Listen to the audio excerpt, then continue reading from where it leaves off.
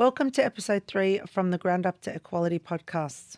Thank you again for joining us on this 6-part journey. Today we're going to be talking about a question that comes up all the time. A question we hear in the news, in our families, and even from professionals. And one that came up repeatedly from participants who took part in our From the Ground Up to Equality program. And that is, why didn't she just leave? It's a question that comes from a place of confusion, and most times it comes from a place of care. But it's a misguided question, and it's one that we really need to be mindful of, because what we're effectively doing is shifting the responsibility of the abuse from the perpetrator to the victim. Let's start by saying this. To truly understand domestic and family violence, we need to understand the insidious nature of domestic and family violence. That is, it is a slow burning process.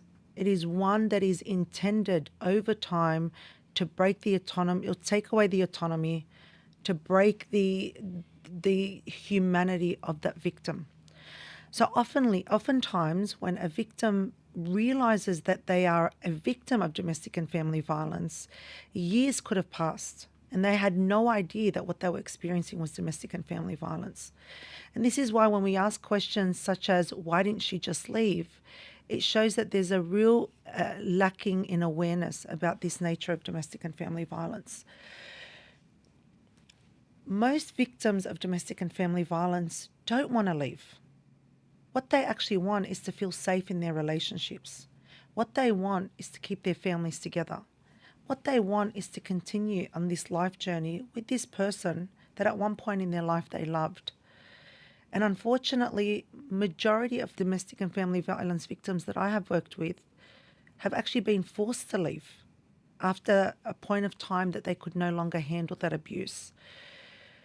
Again, when we look at the impacts of domestic and family violence, they want peace, not punishment. And often they're carrying fears that we don't see.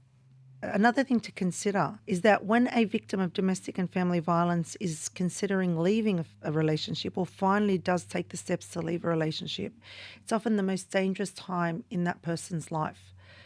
It's when the threats can escalate. It's when there's been a loss of control and the perpetrator wants to regain that control. There's also the deep cultural and structural reasons why victims of domestic and family violence stay. Some of those include financial dependency. So a victim of domestic and family violence is also very commonly financially abused. And again, that is a tactic that the perpetrator uses to limit that person's ability to leave that relationship. There's the issues of immigration. So there's a fear that they lose their visas or they'll be forced to go back home, where they then have to face the backlash, the cultural backlash of the shame of leaving their relationship. There's language barriers. So that's where victims struggle to navigate the services and the assistance that's available to them in Australia because English is not their first language. There's again the stigma and shame. And this happens across the board where the patriarchy exists, toxic masculinity exists, and victims often feel that there is shame and stigma of being the one to turn their backs on their family, despite having stayed in those relationships for a very long time and putting up with the abuse that they were victim to. And then in certain CAD communities, there's this idea of religious pressure. So that's where teachings can often be misunderstood or misinterpreted in a way that places the burden on the female or the victim to stay. And in some communities, there's the added burden of family honour. Leaving a abusive relationship isn't just a personal decision in those circumstances. It's considered an almost betrayal of cultural expectations. She may hear, what will people say? You're ruining your children's life. Be patient and pray harder. But here's the truth. Staying isn't weakness. It's strategy. It's survival. People stay because they're calculating the risk, trying to protect their children or waiting on the safest window to leave. When we ask, why doesn't she just leave? We're missing the real question, and that is, why is someone making her feel like she can't? Why is someone causing her that fear? Let's shift that focus. Instead of placing pressure on the victim to stay or to act in a certain way, let's ask ourselves, how can we make it safer for someone to choose to leave? How can services remove the barriers that keep people stuck? And how can communities respond with compassion, not condemnation? In the work that we've done with the Arab Council Australia, whether it's through the work that we've done from the ground up to equality or the work that the direct service team does, we have often sat with women who've stayed in relationships for years because they did not want to shame their families, because they didn't know where to go, because they thought that no one would believe them.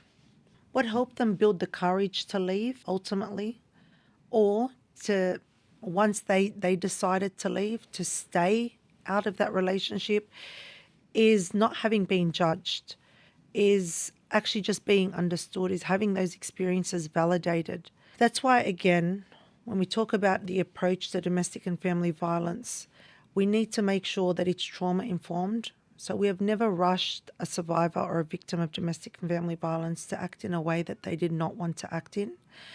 Culturally responsive, so people don't have to choose between their identity and their safety.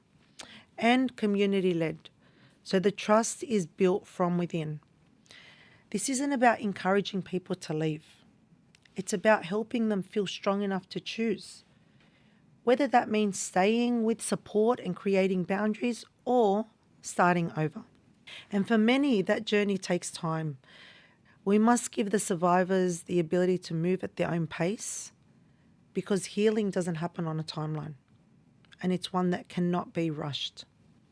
So if someone you know is in an abusive relationship, try this. Listen without giving advice. Offer options, not ultimatums. Remind them that they're not alone, and make sure that they know that their culture, their faith, and their family do not justify abuse. In our next episode, we'll be turning our focus outward, and that is to the role of community. What responsibility do neighbours, friends, and leaders have within violence when it's happening behind closed doors? If you or someone you know needs support, please contact 1-800-RESPECT or head over to arabcouncil.org.au for further information. If you would like to explore anything we talked about today in further detail, please head over to our show notes where you will find links to information and to our pamphlets. Thank you for listening, and we'll see you next time.